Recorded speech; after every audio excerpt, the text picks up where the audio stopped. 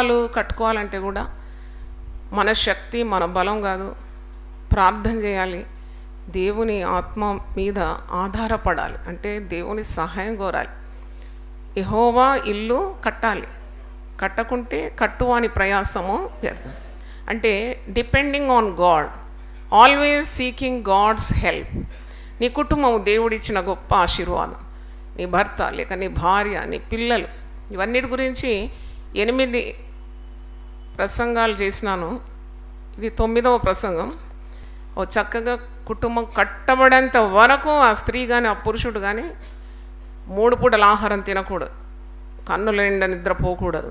ఎందుకంటే కుటుంబం ద్వారా మరి కీడు రాబోతుందా, మేలు రాబోతుందా, సాతానుడు ఏ విధంగా నీ కుటుంబంలోకి ప్రవేశిస్తున్నాడు, పిల్లలు దేవుని శిక్షకు కారకులవుతారా, దేవుని దీవెనలకు కారకులవుతారా, నీవు విడుదల చేసిన ఈ పిల్లలు సమాజానికి ద్రోహులవుతారా, దేవుని సంఘానికి దీవెనకరంగా ఉంటారా. It's very important family. కాబట్టి కుటుంబం మీద శ్రద్ధ కొరకు మనం దేవుని ప్రేరణ ద్వారా నేను కుటుంబ విలువలు అనే అంశం మీద మాట్లాడుతున్నాను. కాబట్టి దీని మీద మీరు శ్రద్ధ పెట్టండి. కుటుంబ విలువలు మరి ఇంటిలో సంభాషణ అనే అంశం మీద మాట్లాడినాను. నెగటివ్ కమ్యూనికేషన్ అంటే చీకటి మాటలు లేక కుటుంబానికి ప్రయోజనం లేని మాటలు, క్రియల ద్వారా ఏ విధంగా కుటుంబాలు పడగొట్టబడుతుంది. అంటే నాలుకనే కారణం, జీవము మరణము మన నాలుక వశం. కాబట్టి నాలుక ద్వారా నీ కుటుంబానికి మేల, ఈ నాలుక ద్వారా కుటుంబానికి కీడ, అది యోచించుకోవాలి. సో నెగటివ్ కమ్యూనికేషన్ అని చీకటి మాటలు, చీకటి చింతలు అంటే చూడండి, ఒక నెగటివ్ ఫోటో చూస్తే ఎలా ఉంటుంది, పాజిటివ్ ఫోటో చూస్తే ఎలా ఉంటుంది, అంటే చీకటిమయమైన మాటలు ద్వారా కుటుంబం పాడైపోతుంది. అంటే దేవుని చిత్తానుసారంగా లేని ప్రవర్తన. నేను విమర్శలు చెప్పాను, అంటే ఎప్పుడు భార్య భర్తలు విమర్శిస్తూ ఉంటారు ఒకరినొకరు, పిల్లలను విమర్శిస్తుంటారు, అది తప్పని. రెండవది, కుటుంబ పరిస్థితులు అర్థం చేసుకోకుండా వచ్చే మాటలు, నెగటివ్ డిమాండ్స్. ఇప్పుడు భార్య ఆరోగ్యం బాగాలేదు, ఆ భర్తకు శ్రద్ధ లేదు, హీ కీప్స్ డిమాండింగ్. అలాంటి పరిస్థితుల్లో కూడా కుటుంబంలో ఉన్న సమాధానం పోతుంది. భర్త కష్టపడుతున్నాడు, భార్య అర్థం చేసుకోదు. This is called negative demand. పిల్లలకి ఏదో ఇబ్బంది ఉంటుంది, తల్లిదండ్రులు సరిగ్గా పిల్లలను అర్థం చేసుకోకుండా వచ్చే మాటలు, అంటే తెలివి తక్కువ మాటలు వలన కుటుంబము చాలా అసమాధానంతో నిండిపోతుంది. కాబట్టి you have to understand the state of your family. నీ కుటుంబ పరిస్థితి ఎలాగుంది, నీ భార్య ఆరోగ్యం ఎలాగుంది, భర్త శ్రమిస్తున్నాడు, ఆయన ఎంత టెన్షన్ పడుతున్నాడు, పిల్లలు చాలా కష్టపడి చదువుతున్నారు, మరి వారికి ఏమి ఇబ్బంది ఉంది, ఇవన్నీ అవగాహనతో నీవు నోరు తెరిస్తే చాలా బాగుంటుంది. అల్లాటప్పగా ఇష్టం వచ్చినట్టు మాట్లాడడం, చాలా గాయాలు కలిగించడం, ఇది కుటుంబము సమాధాన స్థితికి రావడానికి చాలా ప్రయాసం. కాబట్టి నీ మాటలు చాలా ఉప్పు వేసినట్టు, మీ సంభాషణ చాలా రుచికరంగా ఉండాలి. ఆమె జ్ఞానం కలిగి తన నోరు తెరుస్తుంది, కృపగల ఉపదేశాన్ని బోధిస్తుంది. అంటే ఆ ఇంటి యజమానుడు కూడా ఒకవేళ చాలా కష్టపడుతున్నాడంటే ఆ కష్టము, ఆ కోపము, ఆ టెన్షన్, ఆ స్ట్రెస్ అంతా వచ్చి ఇంటి మీద భార్య మీద దులిపి, భార్య డోర్ మ్యాట్ కాదు, భార్య నువ్వు దులుపుకుంటానికి డోర్ మ్యాట్ కాదు, భార్య నీ పక్కన ఫలించు ద్రాక్షావల్లి. ఆమె నీకు ఆశీర్వాదకరంగా ఉండడానికి దేవుడు నీకు ఇచ్చిన వరం. నువ్వు ఒంటరిగా ఉండుట దేవునికి ఇష్టం లేదు. కాబట్టి భార్య దినమంతా కష్టపడుతుంది, అప్పుడు నువ్వు భార్య శ్రమను కూడా యోచించే మాట్లాడాలి. అప్పుడు మృదువైన మాట క్రోధమును చల్లార్చేసి. ఇంట్లో ఎంత మంచి వాతావరణం ఉంటుంది, ఒక మంచి మాట. నువ్వు దినమంతా కష్టపడుతున్నావు, అది నాకు తెలుసు అంటే చాలు, అయిపోతుంది. She'll feel so happy. కాబట్టి అలాంటి మాటలతో కట్టుకోవాలి. ఇప్పుడు కట్టడం అంటే ఏంటి, ఉట్టిగా అయిపోతుందా? ఏదో ఒక అబ్రకదబ్ర అంటే ఒక పెద్ద బిల్డింగ్ వస్తుందా? రాదు. ఇటుక మీద ఇటుక, ఇటుక మీద ఇటుక, ఎంత శ్రమ ఉంటుంది దాంట్లో, ఎంత నైపుణ్యం ఉంటుంది, ఎంత స్కిల్ ఉంటుంది ఒక ఇల్లు కట్టబడాలంటే. కాబట్టి అది ఒక నిరంతర శ్రమం. It's a continual process. ఎవరు చెప్పలేము మా ఇల్లు చాలా పర్ఫెక్ట్ ఉంది, కట్టేసినాం అయిపోయింది. It's a day to day process, it's a continual process. కాబట్టి ఇలాగూ కుటుంబ పరిస్థితులు అర్థం చేసుకోకుండా ఉన్న మాటలు మానాలి. మూడవది, వ్యంగ్యంగా మాట్లాడకూడదు దేవుని బిడ్డలు ఎప్పుడు కూడా, సర్కాస్టిక్గా, అంటే అది ఇన్సల్టింగ్. ఇప్పుడు పార్ట్నర్, లైఫ్ పార్ట్నర్, నీ భార్యను నలుగురు ముందు మరి కిందికి దించే మాటలు, విమర్శించే మాటలు, ఇన్సల్టింగ్ లేక వ్యంగ్యంగా సూటిపోటి మాటలు, ఇలాంటివి మాట్లాడకూడదు. అది చాలా గాయపరుస్తుంది. మనిషి నాలుక వాడిగల మంగలి కత్తి కంటే పదునైందన్నమాట. She will carry it throughout her life. ఆ పలానా ఆనాడు అలాగ అన్నాడు కదా, బాధ ఉంటుంది. లేకుంటే నాలాగా ఉండాలి. స్పిరిచువల్గా ఉంటే ఇవన్నీ ఏం పట్టించుకోరు. కానీ అందరికి అలాంటి స్పిరిచువల్ స్టాండర్డ్ రావడం కష్టం కాబట్టి, కానీ అంత మనస్తత్వానికి రావాలి. You have to keep trying. కానీ చాలామంది స్త్రీలు బలహీనంగా ఉంటారు. వాళ్ళు భర్త 25 సంవత్సరాల ముందు చెప్పిన మాట ఇంకా గుర్తు చేస్తూ ఉంటారు. ప్రేమను వృద్ధి చేయకూరు వాడు తప్పిదములను ఏం చేస్తాడు, దాచిపెడతాడు. అది తెలివి అన్నమాట, కట్టుకోవడానికి, గృహం కట్టుకోవడానికి. కాబట్టి లెట్ అస్ నాట్ హర్ట్. అంటే నీ భర్తను బాధ పెట్టకు, నీ భార్యను కూడా బాధ పెట్టకు సూటిపోటి మాటలతో. అది దేవుని చిత్తము కానే కాదు. నాలుక చిన్నవేమో గొప్ప కీడు తీసుకొని వస్తాం. వార్తాపత్రికలను చదివినప్పుడు పెద్ద రాజకీయ నాయకుడు, ఆయన కుమారుడు, యంగ్ మ్యాన్, పెళ్ళి వైభవంగా కోట్లు ఖర్చు పెట్టి పెళ్లి చేసినారు. మరి 10,000 మంది గెస్టులు వచ్చినారంట ఆయన పెళ్ళికి. 6 నెలల్లో విడాకులు అయిపోయింది. వాళ్ళకి డబ్బు తక్కువైనది కాదు, వాళ్లకు మరి ఏమి తక్కువైందని. కానీ అక్కడ ఇన్కంపాటబిలిటీ అంటే ఒకరినొకరు సరిగ్గా అర్థం చేసుకోవడం లేదు. They cannot live together. చూడండి, దేవుని వాక్యము, ప్రార్థన, దేవుని భయము ఉంటే తప్పకుండా ఒకరిలో అవకతవకున్నా మరొకరు అర్థం చేసుకొని చక్కగా దేవుని సహాయం అడిగి ఆ కుటుంబం కట్టబడుతుంది, పిల్లలు మంచి దారికి వస్తారు. లేకుంటే చాలా కీడు కుటుంబానికి. హత్యలు, ఆత్మహత్యలు ఇవన్నిటికీ దారి చేస్తుంది. నీ నాలుక సరిగ్గా చూసుకోవాలి. తర్వాత 4వది చూసినాము నేమ్ కాలింగ్. పేర్లు పెట్టి పిలుస్తారు. మంచి పేరు, ఒక ముద్దు పేరుతో పిలిస్తే ఎంత ప్రేమ ఉట్టూడి పడుతుంది కదా. జంతువుల పేరు పెట్టి పిలిస్తే ఆ కుటుంబంలో సమాధానం ఉంటుందా? పిల్లి, కుక్క, నక్క అని పిలిస్తే ఎలాగొస్తుంది? పంది, ఇలాంటివి ఏం పిలవకూడదు. నేమ్ కాలింగ్ చేద్దామనుకున్నా మంచి పేరు పెట్టి, ఇంకా నీకు ప్రేమ ఎక్కువైతే ఆ పేరు కుదించి పిలుస్తారు కదా, ఎంత చక్కగా ఉంటుంది, అలా పిలుచుకోవాలి. 5వది comparing your family members with others. అంటే ఇతరులతో పోల్చడం. ఎప్పుడు పోల్చొద్దు. నీ భర్త నీకు దేవుడిచ్చిన ఆశీర్వాదం, నీ భార్య దేవుడిచ్చిన వరం. ఇతరులతో ఎందుకు పోలుస్తావు? She specially made for you and he specially made for you. దేవుడు ప్రత్యేకంగా నీకు మరి ఒక శిరస్సు లాంటి భర్తనిచ్చి, ఒక చక్కని అందమైన భార్యనిచ్చి, ఆమె ఎంత పైకి ఒకవేళ అందం లేకున్నా definitely she is beautiful in the sight of God. మరి తప్పకుండా నీవు నీ భార్యను సొంత శరీరంగా ప్రేమించాలి, భర్తను శిరస్సుగా గౌరవించాలి. కంపేర్ చేయకూడదు అనమాట. ఆయన చూడు అంత బాగున్నాడు, ఆయన ఇట్లా చేస్తాడు, ఆయన కష్టపడతాడు, బిందెలు ఎత్తుకుంటాడు, నీళ్లు పోస్తాడు, నువ్వేమో ఇట్లా చేస్తావు, ఆయన చూడు బాబు బిల్డింగ్ కట్టినావు, నువ్వేం చేసినావు. ఇవన్నీ పురుషులను కించపరిచే మాటలు. వాళ్ళకి ప్రేమ ఎలాగ పుట్టుకొస్తుంది నువ్వంటే? ఆ ఉన్నదాన్ని నువ్వు అభివృద్ధి పరచుకోవాలి. ఏం పర్వాలేదండి, దేవుడు మనకు సరి అయిన సమయంలో అన్ని సమకూరుస్తాడని చెప్తే ఎలాగుంటుంది? Comparing with other people. నువ్వు తెచ్చావు, ఏం కట్టావు, ఏం చేసావు, ఇన్ని సంవత్సరాలు అయింది, ఇటువంటివన్నీ కూడా పురుషుల ధైర్యాన్ని చెడగొట్టే మాటలు స్త్రీలు ఎప్పుడు కూడా పలుకోదు. ఆ కుటుంబంలో దేవుని ఆశీర్వాదాలు రావు. ఇంత ధైర్యంగా మీరు ఎలా చెప్తున్నట్టు నేను చేస్తున్నా కాబట్టి చెప్తున్నాను. ఇప్పుడు కాదు, 36 సంవత్సరాలు నేను పాటిస్తున్నాను. నా తల్లి చెప్పిన బోధన తప్పకుండా నేను వింటాను, అలాగే ప్రవర్తించడానికి ఇంత పెద్ద పరిచర్య దేవుడు నాకు ఇచ్చినాడు. దేవునికి వందనాలు చెల్లిస్తున్నాను. ఇంట్లో ఇష్టం వచ్చినట్టు ప్రవర్తిస్తే దేవుడు ఇయ్యాడు, నమ్మి ఇచ్చినాడు ఈ బాధ్యతలు. అందుకే ధైర్యంగా చెప్తున్నాను. కాబట్టి నీవు ఎప్పుడు కూడా నీ భర్తను ఇతరులతో పోల్చినా కానీ, నీ పిల్లలను ఇతర పిల్లలతో పోల్చినా కానీ, నీ భార్యను ఇతర స్త్రీలతో పోల్చడం కానీ చేయకూడదు. పురుషులు కూడా ఈ తప్పు చేస్తారు. భార్యలు ఇతర స్త్రీలతో, చూడు ఆమె ఎంత వయ్యారంగా ఉంది, ఎంత అందంగా ఉంది. అనవసరం నీకు ఎవరెంత వయ్యారంగా ఉందా, నీ భార్య నీకు ముఖ్యం. Just treat your wife very well with love. Treat your husband, respect your husband with love. ఎప్పుడు మనము దేవుని వాక్యానికి విధేయత చూస్తామో దేవుని కనికరం మన బిడ్డల మీద ఉంటుందండి. దేవునికి స్తోత్రం, hallelujah. When you obey God, God's mercy will fall on your family. దేవునికి ఎప్పుడైతే విధేయత చూపుతున్నావో తప్పకుండా కనికరం, దేవుని దయ నీ బిడ్డల మీద ఉంటుంది. అదనమాట పెద్ద ప్రిన్సిపల్.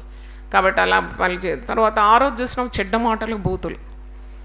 ఇది కుటుంబంలో ఉంటుంది. మళ్ళీ వచ్చి ప్రభు బల్లలో పాలు పొందుతారు. ప్రభు వల్ల ఇచ్చేవారు కానీ పుచ్చుకునేవారు కానీ అయోగ్యంగా మీరు దాన్ని ముట్టుకోకూడదు.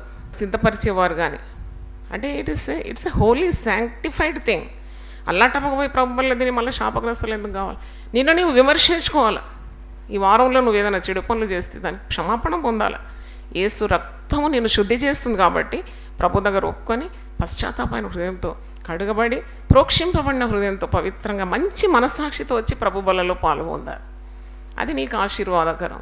వారమంతా చెడ్డ మాటలు, బూతులు, సినిమా పాటలు, అవి ఇవి అంతా చేసి మళ్ళీ వచ్చి పరిగెత్తుకొని వచ్చి అసలు ప్రభు వల్ల పొందడం అది శిక్షార్హమని మరొకసారి మీకు జ్ఞాపకం చేస్తున్నాను.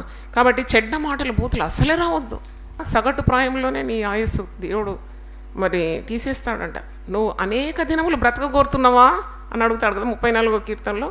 అయితే చెడ్డ మాటలు మాట్లాడకుండా నీ నోరును కాసుకో. బూతులు మాట్లాడకూడదు. ఈ నోరు దేవుని మహిమపరచడానికి, దేవుని స్తోత్రం hallelujah. This mouth is for glorifying God.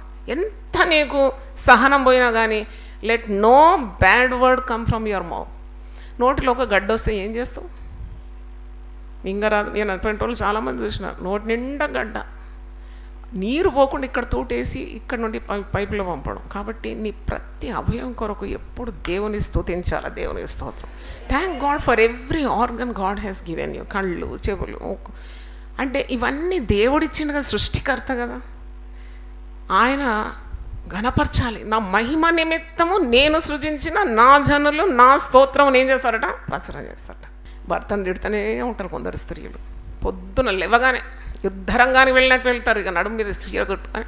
అట్లా కాదు నువ్వు దినం ఆరంభించేది, అలా కాదు. అందుకే పాట పాడిన, శక్తి చేత కాదు, బలం చేత కాదు, దేవుని ఆత్మ దిగాలని. కుటుంబంలో వ్యభిచారం ఉందా? నీ భర్తలో వ్యభిచార హృదయం ఉంటే, దేవా నేను ఏం చేయలేను, నా శక్తి కాదు, నా బలం కాదు, I cannot reform him. You burn that adultery spirit అని ప్రార్థన చేయాలి. దేవుని స్తోత్రం. నువ్వు శుద్ధంగా ఉంటే నీకు బంధించే అధికారాన్ని దేవుడు ఇచ్చినాడు. If you are right in the sight of God you can bind that evil. నువ్వు ప్రార్థనలో పోయి ఆయన ముందు అల్లరి చేయొద్దు. నువ్వు సీక్రెట్గా, రహస్యంగా మోకాళ్ళ మీద ఉండి, ఇదిగో నా భర్తలో ఉన్న వ్యభిచారపు ఆత్మను నేను బంధిస్తున్నాను దేవుడు, తప్పకుండా కాలిపోతుంది. దేవుని స్తోత్రం హల్లెలూయా. ఎందుకంటే దేవుడు ఏలైనగా మన దేవుడు దహించు అగ్ని. అలాగే భార్య పెడదారిలో పోతుందని తెలిసి కూడా చూసి చూడనట్టు ఏమి ఉండకూడదు. తప్పకుండా చాలామంది స్త్రీలు ఇలాంటి కార్యాలు చేస్తున్నారు. భర్త ఆఫీస్ పోయిన తర్వాత, పిల్లలు కాలేజ్ పోయిన తర్వాత వాళ్ళ వ్యవహారాలు జరుగుతూనే ఉంటుంది. సెల్ ఫోన్లో మాట్లాడడం, మెసేజ్లు. తప్పని తెలిసినాక ఆ పని చేయకూడదు. ఎందుకు చేయాలి? నీ కుటుంబం ఎందుకు పతనం కావాలి? దేవుడిచ్చిన కుటుంబం కదా, దేవుడు జతపరిచినాడు కదా నిన్ను. మరి ఎందుకు మోసం చేస్తావు నీ భర్తను? దేవుని దగ్గర అలాంటి వారు క్షమాపణ అడగాలి. అలాంటి జోలికి పోవద్దు. పాపం ఎప్పుడు దాగదు. పాపము చేసిన పాపం నేను పట్టుకుంటుంది, బయటకు వచ్చేస్తుంది, నీ పేరు ఘనత అంతా పోతుంది, అవమాన పాలైపోతావు. You can't play with fire and keep quiet. అగ్నితో ఆడి చెలగాటము ఆడకూడదు. తన ఒడిలో నిప్పు పెట్టుకున్నవాడు మరి కాలకుండా ఉంటాడా? తప్పకుండా. కాబట్టి అట్టి పనులకు ఎప్పుడు కూడా పోకూడదు. విశ్వాసం ఇది దేవుడు మనకిచ్చిన గొప్ప ఆశీర్వాదం, కుటుంబ విలువలనే శీర్షిక. తర్వాత మనం 7వ చూసినాం అబద్ధములు. సత్యమును విరోధంగా మనం ఎప్పుడు అబద్ధము ఆడదు. చిన్న చిన్న అబద్ధం ఏం పర్వాలేదు, వైట్ లైస్ అంటారు. చిన్న అబద్ధం, చిన్న అబద్ధం కాదు, చిన్న అబద్ధమైన నీ కుటుంబాన్ని ముంచేస్తుంది. పిల్లలు అదే నేర్చుకుంటారు. తల్లి తండ్రి చేసే ప్రవర్తన పిల్లలు తప్పకుండా గమనిస్తారు, అలాగే నడుస్తారు. కాబట్టి చిన్న అబద్ధం కూడా ఆడదు. దేవుడు సత్యవంతుడు. దేవుడు సత్యవంతుడని ఆరాధిస్తావు, దాని తర్వాత పోయి అబద్ధాలు ఆడితే అసలు ఏం పొత్తు, దాన్ని ఎలా పొసగుతుంది? అది కానేగా. కాబట్టి నేను అబద్ధం ఆడనని చెప్పా. సత్యం కొరకు నిలబడాలి. నువ్వు అబద్ధం ఆడకుండా నువ్వు అలవాటు చేసుకుంటే రేపు ప్రభు కొరకు ప్రాణాలు కూడా ఇచ్చేంత శక్తి నీకు కలుగుతుంది. దేవుని స్తోత్రం. Will stand straight. లేకుంటే లాగా పరిగెత్తుకొని పోతావు. నిలబడడానికి దేనికైనా ఒక మంచి కార్యం కొరకు నిలబడాలంటే ఎంత శక్తి కావాలి, ఎంత సత్యం కావాలి నీలో. ఆయన అంతరంగంలో సత్యము కోరువాడు. తర్వాత మనము 8వ చూసాం శాపవచనం. ఎప్పుడు పడితే అప్పుడు ఇక మూడు బాగాలేదంటే ఇంకా అంత శాపవచనాలు వచ్చేస్తాయి. ఇప్పుడు చాలా శక్తి నాలుకకు. There is so much power in your tongue. ఎందుకంటే దేవుని రూపంలో సృజింపబడినాం కదా. ఆయన తన రూపంలో సృజించినాడట. పురుషుని స్త్రీని తన రూపంలో సృజించినాడు. కాబట్టి శపించొద్దు నీ పిల్లలు. అది తప్పకుండా వారికి తగులుతుంది. తల్లిదండ్రులు ఎప్పుడు కూడా పిల్లల్ని ఏం చేయాలి?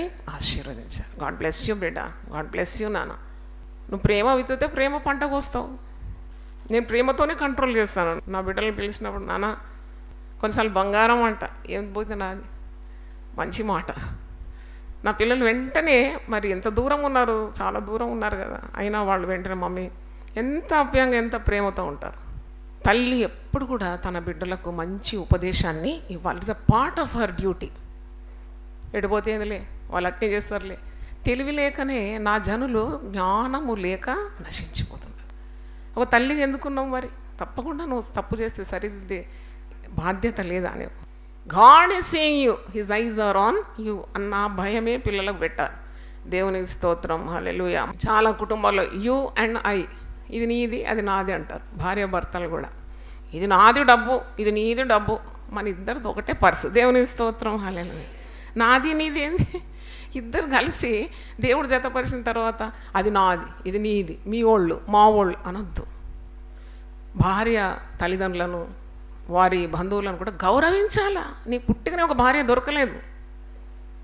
You didn't get a wife out of the blue, మీద ఉండి పడ్డదా? కాదు. Respect the family members of your wife, respect the family members of your husband. అటు ఇటు బంధువులు ఉంటారు కదా, చెట్టు కొమ్మలు కాసిన కాయల్లా కాదు, బంధువులు ఉన్నారు. వాళ్ళంతా మీ అభివృద్ధి కొరకు ప్రయాసపడిన వారు. కాబట్టి తప్పకుండా భార్య తల్లిదండ్రులను, భార్య అక్కచెల్లను, అన్నదమ్ములను గౌరవించాలి. అదే దేవుని పద్ధతి. దేవుని స్తోత్రం. అంటే నీకు మనస్సాక్షుల కల్మషం ఉంటే తప్పుకోవాలి అక్కడ నుండి. ఎందుకు నిప్పులో చేయి పెట్టి చేయి కాల్చుకోవాలి? కాబట్టి మెయింటైన్ పీస్, సమాధానం వెదికి దాన్ని వెంటాడాలి. ఏం దొరుకుతుంది, ఏం చేసే సమాధానం? నేను కొద్దిగా తగ్గాలి, ఆయన హెచ్చాలి. God's name should be glorified. నువ్వు కొద్దిగా తగ్గాలి. యోహాను ఎంత గొప్ప వ్యక్తి, ఆయన తగ్గించుకుంటాడు. స్త్రీలు కనిన వారిలో యోహాను వంటి వాడు లేడంట. ఇదిగో ఆయన మండుచు ప్రకాశించున్న దీపమై ఉండను, ఆయన తగ్గించుకుంటాడు. యేసుప్రభు ఆయన గురించి అన్ని గొప్ప మాటలు అంటాడు. యోహాను 3:30లో ఆయన హెచ్చవలసి ఉన్నది, నేను తగ్గవలసి. Always humble yourself. దేవుడు అన్యాయస్తుడు కాదు. తగిన కాలం అందరూ నేనేం చేస్తాడు? హెచ్చిస్తాడు. ఎవరిని దింపలేరు అప్పుడు. No one can pull you down when God has made you stand. కాబట్టి ఏదో ఆయన అన్నాడు ఇలాగూ, ఈమెన్నది అలాగూ, వాళ్ళు అన్నారు. ఆడబిడ్డల మీద కూడా అల్లగొద్దండి. ఆడబిడ్డలు వస్తే రెస్పెక్ట్ చేయండి, వాళ్ళ కన్నీళ్ళు పడకుండా చూడండి. చాలా ఆశీర్వాదం. ఇదంతా ఏదో పాత శాస్త్రం అనుకోకండి, ఇదంతా 100% రియల్. ఇంట్లో ఆడబిడ్డలను గౌరవించాలి. వాళ్ళు కన్నీళ్ళు పెట్టొద్దు ఎప్పుడు. ఆ ఉసురు తగులుకుంటే పోనే పోదు. ఆడబిడ్డ వస్తే చీర కొనియండి, కొద్దిగా ఆమెను బాగోగులు తెలుసుకోండి. ఆమె కొద్ది సమయానికే వచ్చింది కదా.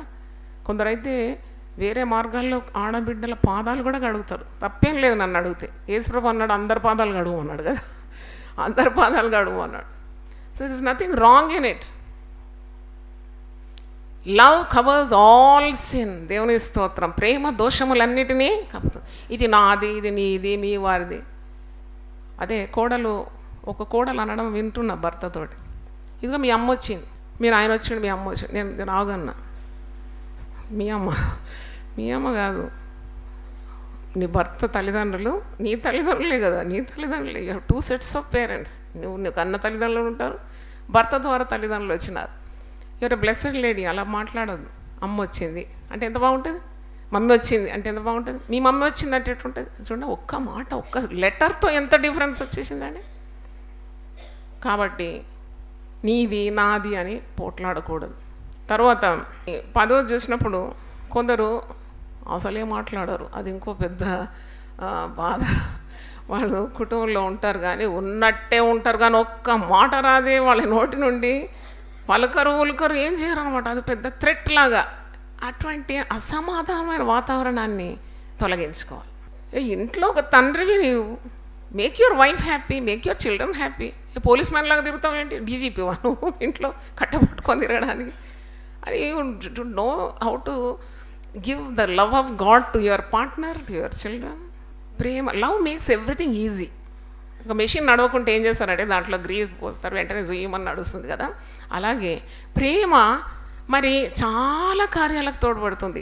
కఠినమైన కార్యాలు కూడా చాలా సునాయాసంగా అయిపోతుంది. ఇప్పుడు నీ భార్యతో ఇలాగనుకో, నాకు అన్నం పెట్టు అని అంటే ఎట్లుంటుంది, నువ్వు తిన్నావా, మనం ఇద్దరం కలిసి తిందామంటే ఎట్లా బాగుంటుంది కదా. హౌ ఇట్ అంటే ఒక్క మాటతో సమస్యలన్నీ కూడా మరి తొలగిపోతుంది. ప్రేమ నువ్వు వృద్ధిపరుచుతున్నావు అంటే you are making the atmosphere at home very sweet అన్నమాట. You can. కానీ ఏం చేద్దాం, అందరికి ఆ భాగ్యం ఉండదు కదా. వచ్చిందంటే దందన్ గుండె ఇక్కడ కూడా కొట్టుకోవాలి, పిల్లలందరూ వణికిపోవాలి. అదేం పెద్ద, నేను చెప్తున్నాను కదా, అది it's a loss to you. నీ రాక కొరకు ఎదురు చూడాలి భార్య. నువ్వు ఎప్పుడు వస్తావని ఎదురు చూడాలి. పిల్లలైతే ఎప్పుడు డాడీ ఇంటికి వస్తాడని ఎదురు చూడాలి. అక్కడ మోటార్ సైకిల్స్ అప్పుడు వినగా అమ్మ వచ్చిండా దాపురించిండు నాయన తండ్రి పిల్లలు ఎక్కడికి వెళ్ళి వచ్చిన వీడు పోతే బాగుండు అన్నట్టు ఉండొద్దు. నువ్వు ఎంత నష్టపోతావు కదా, how much you are losing. అలాగే మరి సైలెంట్ ట్రీట్మెంట్ అంటారు. కొందరు భార్యలు అస్సలు మాట్లాడారు అనమాట. నార్త్ పోల్ సౌత్ పోల్ అంటారు కదా, మరొకటే మరి రూఫ్ కింద ఉంటారు. ఇంత వైరం ఎందుకు, ఇంత కష్టపడి ఎందుకుంటారు కలిసి కలిసి ఉంటే కలదు సుఖం అంటారే. మరి ఏంటి ఇప్పుడు ఇంత అక్కడ ఆమె ఎడముఖం పెడముఖం. అవును, మరి చాలా వేదనలు కలిగిస్తారు కదా, బాధ కలిగిస్తారు కదా, చాలా మానలేని ఉంటాయి. ఓన్లీ ప్రార్థన ద్వారా పరిశుద్ధాత్మ ద్వారానే గాయాలన్నీ మానుతాయి అన్నట్టు సైలెంట్గా ఉండి ఏం మాట్లాడకుండా ఉండే చాలామంది పురుషులు ఉంటారు, స్త్రీలు ఉంటారు. Communication solves lot of problems. అందుకే you have to communicate, you have to expression ఉండాలి. ఎక్స్ప్రెషన్ లేకుంటే చాలా ప్రయాసం ఆ కుటుంబాన్ని నడిపిస్తుంది. No opening up, no discussion, no meeting. అంటే వాళ్ళు కలిసి గట్టిగా తల్లి తండ్రి పిల్లలు కలిసి మాట్లాడాలి. మాట్లాడితే చాలా కార్యాలు చర్చించుకోవడం ద్వారా ఒకరినొకరు అర్థం చేసుకోవడానికి వీలవుతుంది. Open talk leads to very good understanding. ఈమె చాలా సీరియస్గా ఉంటుంది, అత్తతో కోడలతో కోడలతో ఎందుకు మాట్లాడాలి, ఉజ్జగించి ఇట్లా మంచిగా మాట్లాడి చెంపకి ఇట్లా తడిచి తల మీద బిడ్డ బాగున్నావు అంటే ఎంత కార్యం ఎంత అయిపోతుంది అబ్బా. నీకు నీ ముసలితనంలో నీకు టీ తెచ్చిస్తుంది, నీకు అన్నం పడుతుంది, నీకు నీవు అన్ని కార్యాలు చూసుకుంటుంది. నీ నోటిలోనే ఉంది ఆశీర్వాదం అంతా. దేవుని స్తోత్రం. All lies in your the tongue. కొంచెం మంచి మాట్లాడు. కొడుకుని చూసి నాన్న బాగున్నావా, నేనైతే నా కొడుకు కనబడగానే ఈ చెంపగా చెంప ముద్దు పెడతా, తల మీద మంచి ఇట్లా రే వాళ్ళు చేసిన తప్పులన్నీ ఏమైనా పోలీస్ స్టేషన్ అయ్యింది ఇంతగానో ఇప్పుడు చెప్పలేను, మంచిగా చెప్తా ప్రేమతో బిడ్డ ఇట్లుంటే బాగుంటుంది అట్లా. వాళ్ళకి తెలుసు అనమాట, this will definitely displease mummy. అది అట్లా ఆ సైలెంట్ వైబ్రేషన్స్ అనమాట. నన్ను చూడగానే వెంటనే వాళ్ళకు మైండ్ లాంగ్వేజ్ అనమాట. మా మైండ్సే ఎక్కువ మాట్లాడతాయి. ఓ అమ్మకి ఇది నచ్చదు, అమ్మ పద్ధతి కాదు. వాళ్ళు మాట్లాడుకోవడమే విన్నాను, వినింది మీకు చెప్తున్నాను. ఇది not according to mummies ideas అంటారు. అంటే నేను ఎందుకు చెప్తున్నానంటే, నీవు మౌనంగా ఉండి ఏం మాట్లాడకుండా, పిల్లలతో మాట్లాడకుండా, కోడలతో మాట్లాడకుండా, అల్లులతో అయ్యో ఇవన్నీ దేవుడిచ్చిన ఆశీర్వాదాలు. నీకు నమ్ముతున్నావా? దేవుని స్తోత్రం. All these are blessings. నీ కొడుకు కానీ, కోడలు కానీ, అల్లుడు కానీ, బిడ్డ కానీ, మనమలు కానీ, మనమరాలు కానీ దేవుడిచ్చిన గొప్ప ఆశీర్వాదం అండి. దేవుని స్తోత్రం. It's a great blessing. You should know. నీకున్న ఆశీర్వాదాలు నీకు తెలియాలి, దాన్ని చక్కగా వాడుకోవాలి. నీ ప్రవర్తన చాలా బాగుండాలి. You should become a great person. ఇంట్లో నువ్వు ఒకరోజు లేవంటే they should feel your absence. నువ్వు ఎంత విలువైన వ్యక్తిగా ఉండాలంటే కొద్దిసేపు నువ్వు కనబడకున్నా కానీ that should make a difference. మంచి ప్రేమగల తల్లి ఇంట్లో లేకుంటే ఇంట్లో అందరూ అంటారు అమ్మేది అమ్మేది అమ్మేటి పోయింది. ప్రేమగల డాడీ తండ్రి ఉంటే నాన్న చూడకుండా చాలా రోజులే నాన్న చూడ అంటే the bond is very strong. చాలా చక్కని బంధం ఉన్నందుకే వారు మిస్ అవుతున్నారు అన్నమాట. ఎప్పుడు పోతాడో మరి ఇంట్లో ఉంటే పెద్ద తలనొప్పి, అబ్బో పోయినాడా. కొన్నిసార్లు నేను చూశాను పిల్లలు ఇట్లా ఆ నాట్యం ఆడతారు ఇంటి యజమానుడు బయటికి పోగానే. ఆ స్త్రీకి అయితే అమ్మ తల మీద పెద్ద బరువు తొలగిపోయిందంట. ఎంత దురదృష్టకరం అటువంటి బ్రతుకు. కాబట్టి ఈ కుటుంబ విలువలు అనే అంశం మీద దేవుడు మనతో మాట్లాడుతున్నాడు. కాబట్టి సరి చేసుకుందాం. రిపేర్ సెంటర్లు ఉన్నారు ఇప్పుడు మనం అందరం కదా, సర్వీస్ సెంటర్లు, సర్వీసింగ్ అవుతుంది బండ్ల కానీ, అవునా కదా, సర్వీసింగ్ అన్నమాట. అంటే ఆశను కోల్పోకండి, అయ్యో ఇవన్నీ మాకు లేవు కదా మేమంతా అట్లా అనకండి. Any day you can be good. దేవుని స్తోత్రం. It's never too late to mend your self. ఇప్పుడు కూడా ఒక మంచిగా ప్రవర్తించడానికి, నీ బ్రతుకు సరి చేసుకోవడానికి ఏ దినమైనా నువ్వు ఆరంభించవచ్చు. Any day is good. ఈ రోజు నుండి నేను మరి దేవుడు చెప్పే మాటలకు నేను లోబడతానంటే that day itself is good, you are blessed. William Shakespeare ఒక మాట అంటాడు, ఇవన్నీ కలగాలంటే మన హృదయం చాలా నేరుగా సాదా అంటే it should be very right in the sight of God. ఆయన ఒక మాట అంటాడు, to thine own self be true. నీకు నువ్వు యథార్థంగా ఉంటే to yourself you are right. అంటే నీ మనస్సాక్షిలో కల్మషం లేదు, యథార్థంగా నువ్వు దేవుని సన్నిధిలో ఉన్నావు, ఆటోమేటిక్గా అందరికీ పట్ల కూడా నువ్వు యథార్థంగానే ఉంటావు. కుటుంబంలో కూడా అదే సాక్ష్యం ఉంటుంది. ఏదైనా కుటుంబంలో నుండే ఆరంభం అవుతుంది. పరిశుద్ధత కానీ, ప్రేమ కానీ, తీర్పు కానీ. తీర్పు కూడా ఎక్కడ బయలుదేరుతుందంట? ఇంట్లో. ఇంట్లో ఒకటి బయట ఒకటి నటించలేము, అది చాలా కాలం నడవదు, చాలా కాలం నడవదు. కాబట్టి విలియం షేక్స్పియర్ ఏమంటాడు, to thine own self be true and it must follow as the night the day, then thou cannot be false to any man. నీకు నువ్వు దేవుని సన్నిధిలో సరిపెట్టుకుంటే ఇంకెవ్వరికి కూడా నువ్వు వంకరగా కనబడవు. పిల్లల దగ్గర ఒక ఇమేజ్, భర్త దగ్గర ఒక దగ్గర, భార్య దగ్గర ఒక తీరు, బయట ఒక తీరు, ఇంకో ఇలాంటివన్నీ కూడా దేవునికి అయిష్టం. భక్తి అంటే భక్తి అంతే, సత్యం అంటే సత్యం, ప్రవర్తన సరిగుంటే సరిగుంట. ఇంకా ఇంకా నకిలీ డూప్లికేట్లు ఎంతసేపు, ఎంతకాలం. వార్తల్లో చూస్తారు కదా ఎంత భయంకరమైన జీవితాలు ఒక్కొక్కరిది. అక్కడ వచ్చింది మరి, అక్కడ ఏ చట్టం వారిని రక్షించదు కదా. ఇప్పుడు నకిలీ పనులు చేస్తే చట్టం అక్కరకు రాదు కదా, వాక్యమే నెరవేరుతుంది. ఇంకెందుకు మళ్ళీ ఇంకో రూట్ పోవడం? పాపం వలన వచ్చు జీతము మరణం అని తెలుసుకుంటే చాలు కదా. నీవు ఇంకా పాపం చేయడం ఎందుకు దేవుని భయం లేకుండా? మళ్ళీ ఎందుకు కుటుంబానికి శాపం తీసుకొని రావడం? మళ్ళీ కుటుంబంలో అల్లరి, మరి వాగ్వాదాలు, కొట్టుకోవడం, తిట్టుకోవడం. అంటే నేటి కుటుంబాలైతే సాతానుకు స్థావరాలైపోయింది.